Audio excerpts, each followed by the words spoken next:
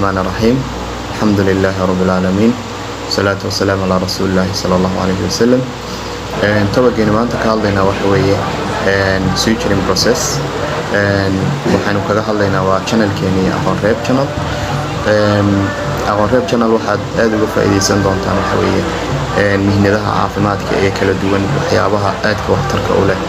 aan isleeyahay ummadda waxbay u tarayaan. anigoo ah Dr. Cabdilcasiis Khadir Aadan ayaa uga faa'iideyn doona insha Allah taala. topigeena markaa maanta waxa uu ka hadli doonaa waa maxay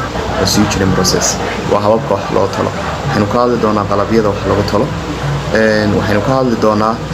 noocyada tolmaha aynu isticmaalno iyo qaababka aynu wax u tolno ee kala duwan aynu ka hadli doonaa. caadiyan bas aynu naqaano tolmaha ama dunta aynu isticmaalnaa aad bay u kala duwan tahay, iyadoo noocyo kala duwan oo kala midba gooni waxtar gooniya uu leeyahay ay kala leeyihiin. noocyada tolmaha ee aynu kala isticmaalno aad bay u kala duwan yihiin. waxyaabaha ka midka waxaa ka mid ah kuwan muraayada inoo yaala ay ka mid yihiin fikril, waxaa ka mid ah monocril, waxaa ka mid ah BDS, waxaa ka mid ah nylonki iyo kuwa kale oo fara badan oo halkan aynu ku xusi doono. waxaynu ka hadli doonaa markaa topigeena koowaad. Suture waa maxay? It's a thread-like material used to close surgical wounds and unite two edges of the cut tissue. waa hab ama waa qaab loogu talagalay in lagu xidho ama la isugu keeno afka nabarka afafkiisa la isugu keeno oo loogu talagalay maxay inuu woundka bogsashadiisu ay fiicnaato loogu talagalay. waxaa jira noocyo fara badan oo tolmaha ah oo wax loo kala qaybiyaa absorbable suture iyo non absorbable suture. absorbable suture waa dun uu jirku nuugo oo marka lagu tolo ka bacdi midba waqti kala duwan ah, qaarkood baa 7 cisho ku baabaa, qaarkood baa 2 weeks ku baabaa, qaar baa 3 months ku baabaa, qaar baan baabi'inba. kuwa baaba oo markaynu isku soo darno ee jir gudihiisa ku baabaa waxa la yiraahdaa absorbable suture, halka kuwa kalena la yiraahdo maxay non absorbable suture. absorbable suture-ka markaa ee jirku uu soo nuugo waxa u tusaalahan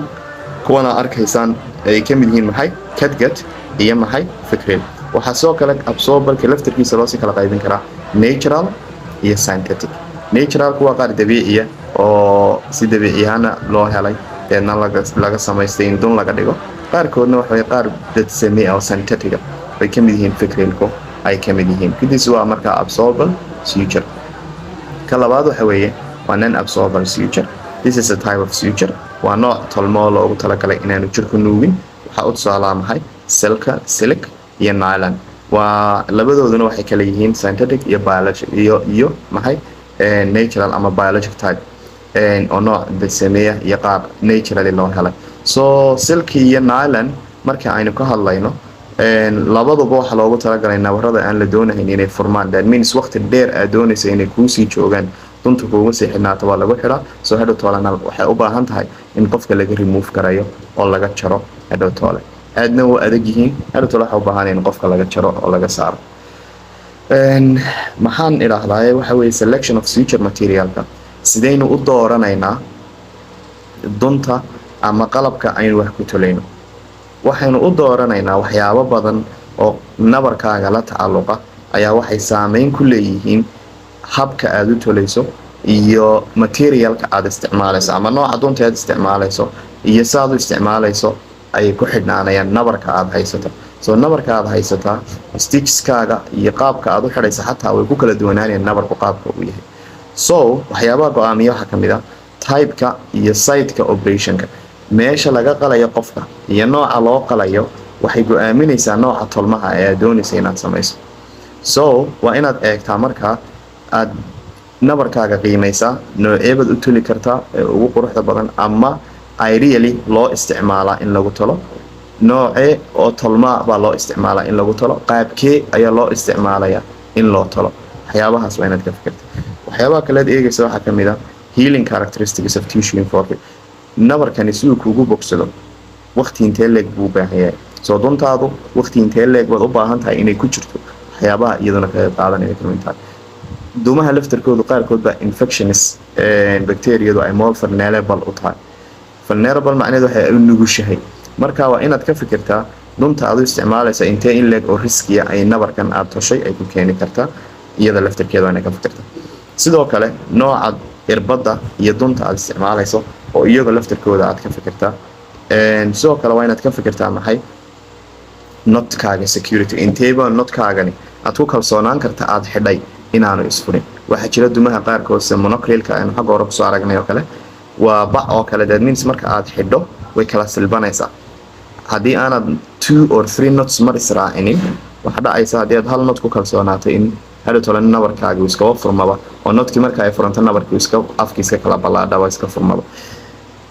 so waa inaad security notkaaga aad ka fikirtaa sideebay notkaaga u adkaan kartaa oo aanay noqon lahayn mid dib u furanta sidoo kale infections haddii ay jiraan nabarka waxyaabaha kaa saameyn ka mid noqon karta nooca tolmaha aad ku tolayso iyada laftarkeeda ama size-ka intuu leeyahay duntaadu iyadana waa in waxyaabaha go'aamin kara waxaa jira 1 2 3 4 halkaas aad ku arkaysaan ilaa 40 ilaa 1 ayay u dhaxaynayaan dunu suturing techniques-ka qaabka loo tolo waxyaabaha waxaa jira principle horta caadiyan oo la isticmaalo qaabka aynu talina principle-ka caadiga ee tolmaha la isticmaala waxa weeye waa these three principles saddexdan qodob aynu halkan ku arkayna weeye nooca qodob koowaad waxa weeye marka aad dunta galayso ee duntaada doonayso irbadaada aad doonayso inaad geliso tissue-ga waa inay tissue-ga aanay sidaana u qalloocsamin sidaana aanay u qalloocsamin irbadaada waa inay si right angle ugu dul istaagtaa tissue-ga so waa inay gacantaadu noqotaa mid manipulation leh oo intaad saa u geliso deedna aad soo wareegi karto that means waxa weeye right angle waa inaad markasta u gasho si irbadaadu aanay waxna kaaga noqon kaagna qalloocsamin waa inaad right angle u gashaa deedna marka aad wareegto so inserting the needle on right angle and gently advance through the tissue hilibka oo dhan ama nabarkaaga oo dhanna waa inaad ku dhammaystirtaa tissue-ga saad ugu soo dhammaystiranto qodobka labaad ama principle-ka labaad ee tolmaha uu principle-ka ahi waxa weeye tensionka inaad ka ilaaliso markaad notkaaga xidho inaanaad si xooga u jiidinoo tensionka aad ka ilaaliso iyadana sidoo kale size-ka ee u dhaxaynaya biteska ama aad ka galayso iyo halka aad ka baxayso iyaduna waxyaabaha go'aaminaya bay ka mid tahay so waa inaad halkaad ka soo gashay same centimeter lamida dhinac kalena ka soo baxda oo si edge-ka isku imaanshihiisii ay u fiicnaada it depends on thickness-ka nabarkaaga intuu leeyahay qaradiisa ku xidhnaan kartaa waxyaabahaas so markaa laakiin waa inaad size-ka aad uga fiirsata halkan ka soo gal meel ka dhow dadka soo gasho tissue-ga qayb baad soo jiidaysa that means waxa weeye kuma qurux badnaanaya nabarkaaga so size-ka iyo interval-ka halka biteska u dhaxaysa waa inay same ahaataa oo aad uga fikirtaa so these three principles waa saddex muhiima inaad ogaato markasta qof kasta oo wax tolayana oo garto hababka wax loo talo ama forms of suturing techniques-ka loo talo waxaa ka mid ah simple interrupted continuous symbol vertical and horizontal matrix iyo subcuticular stitches afartan hab waa afar hab oo wax loo talo simple interrupted-ku aan mid dul istaagnay simple interrupted-ku waxa weeye saad sawirkan ka arkaysaan waa sawirkaas simple interrupted-ku waa tolmahaas waxa weeye tolmo kasta mid kasta iskiis baa loo xidhay bite-ka halkaas baa laga soo galay halkaana waa laga soo baxay waa la isku xidhay ama notkii baa la sameeyey waa la isku xidhay duntii irbadii iyo xaggii endkii dambeba waa la jaray so not kastaaba iskiibuu u xidhan yahay midna mid lama xidhiidho so waxaa dhici karta oo uu kani kaga fiican yahay continuouska waxaa dhici karta waynu arki doonaaye haddii uu taxane noqdo haddii hal meel uu iska furo duntaada oo dhan way iswada furaysa laakiin kan woundkaygu markuu ii hiilgaroobo waxaa laga yaabaa inay dhexduna weli yaro aanay weli bogsanin si fiican u bogsan laakiin hareeraha kale ay bogsadeen so this two stitcheska dhinaca waan jari karaa labada dhinacan kale waan jari karaa labada dhexaan ku reebi karaa nabarkaygana hiilkii sidii saxda ahay ayuu u soconaya so haddii mid ama laba furmaan qasab maaha nabarkii o dhan wana furmaya dhinac unbaa furmaysa amaba wax kaa noqonayso one stitch ama two stitch damoodku laakiin haddii nabarkii o dhan afka dib u kala qaado hiilinkaaguna hadhow toole wuu dhamaanaya so this is waxaa la yidhahdaa simple interrupted suture nooca labaad waxaa la yidhahdaa continuous symbol-ku waa sida sawirkan ka muuqataad arkaysaan isaguna waa maxay in dhinac laga soo galay bite-kii koowaad markaad qaadatay deedna aad xidhay marka aad xidho deedna wixii ka dambeeya waxaad u soconaysaa si circular oo nabarkii oo dhan aad wada xidhayso nabarkii oo dhan marka aad dhamayso edge-ka u dambeeya ayaad deedna ka xidhaysa so nabarkii halkan uu ka bilaabmay halkanna wuu ku dhamaaday edge-kaana uu ka xidhay duntiina way wada dhex martay so this is waxa weeye iyaduna waa mid ka mid ah continuous suture-ka so dhibtiisu waxa weeye uun haddii nabarka meel ka mid furanto waxa weeye nabar dunta oo dhani way furmaysaa deedna nabarkaa fi kaa kala qaaday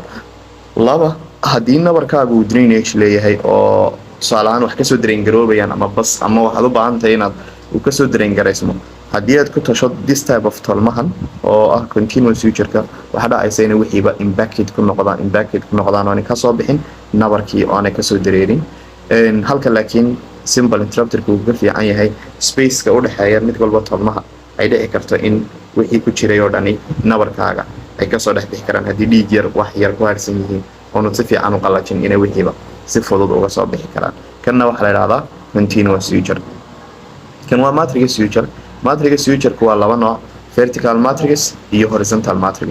vertical matrix-ka labada iyo horizontal matrix labada waxa loo isticmaalaa eversion iyo inversion-ka wound edge-ka in la isugu keeno nabarada afka kala fog la isugu keeno so waxyaabaha loo isticmaalo waxaa loo tala isaga waxa weeye verticalku inaad notka halkan ka gasho deedna halkaa kasoo horjeeda kasoo baxdo oo yaro durugsan labada dhinacba way durugsan yihiin soo deedna aad irbadaadana soo celiso nabarka halkii aad kasoo baxday horteeda haddana kasoo gasho aad kasoo baxdo deedna haddana edgekii halkii markii hore aad kasoo gashay horteeda haddana kasoo baxdo deedna aad isku xidho enkii dambe iyo notkii deedna afkii uu isu yimaado nabarka kaa waxaa vertical matrix waa sawirka sare haddana waxaa la yidhahdaa horizontal matrixku isaguna waxa weeye waa kaa dambe isaguna waxa weeye in notkii halkan laga galo deedna halka soo jeeda laga baxo deedna markaad soo baxdo labadii dhinac xaggan aad ka soo baxday deedna aad xaggeeda kale 1 cm dhinaca ka xigta ama 0.5 cm aad ka gasho aad soo baxdo deedna xagga kale aad ka soo gasho aad iyadana ka soo baxdo deedna aad isku xidho labadii not aad isku xidho kaana waxaa la yidhahdaa horizontal matrix waa sawirka dambe isaguna this is markaa waxa weeye waxyaabaha loo isticmaalo tolma ama qaababka loo tolo waa kan waxaa la yidhahdaa nooca afraad weeye subcuticular suture isaguna waxa weeye hoosta nabarkii laga tolaya dun muuqataa ma jirto totally notkuna ma muuqdo duntuna ma muuqato soo nabarkiina waa kaa xidhan yahay si fiican buu tolan yahay usually oo continuous laakiin waa subcuticular hoosta ayaa laga tolaya soo maxaa la sameynayaa edgekaasaad ka gashay waad ka soo baxday adoon skinka gaarahayn ayaad ka soo baxday waad xidhay deedna maxaad samaynaysaa dib baad ugu noqonaysaa si aad u qarisa edgekii halkii aad ka xidhay waad soo noqotay waad soo baxday soo notkaagii wuxuu ka hoosgelayaa maqaarka hoostiisa soo markaasaad soo soconaysaa and then edgeka dambe ayaa markaad soo gasho